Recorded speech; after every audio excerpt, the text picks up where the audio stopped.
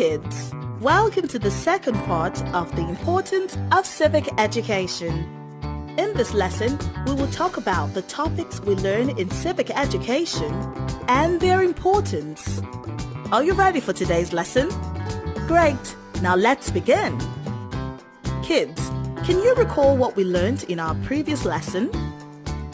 Well, from our previous lesson, we learned that civic education is the process of learning about how government systems and processes work, as well as our rights and responsibilities as citizens. We also learned that civic education teaches us about the responsibilities and duties of the government and its citizens. Examples of topics we learned in civic education are 1. Systems of government such as democracy, military government, monarchy, etc., etc. 2. Tiers or levels of government like federal, state and local government. 3. Arms or branches of government, which are the executive, the legislature and the judiciary. 4. Democratic processes such as human rights, rule of law, separation of power, law-making processes, due process, etc., etc. 5. Rules and regulation in society. 6. Rights and obligations of citizens. And 7. Duties of government to the citizens.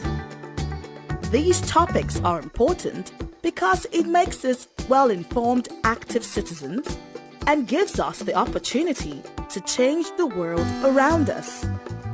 Now, civic education is not only taught in classrooms. Public enlightenment campaigns are another form of civic education. They are ways of educating the public and informing people on various issues that affect them. Some campaigns are how to protect themselves against certain diseases such as HIV/AIDS, Lassa fever, through public health awareness campaign. Now, the government or other concerned citizens try to reduce or eliminate new infections and transmission among people. Other campaigns teach people about their duties as citizens to themselves and the government, such as voter education campaigns, first aid, etc., etc. There are also other campaigns that educate citizens about issues that are affecting the people, such as drug abuse. Civic education is a very important part of any democracy.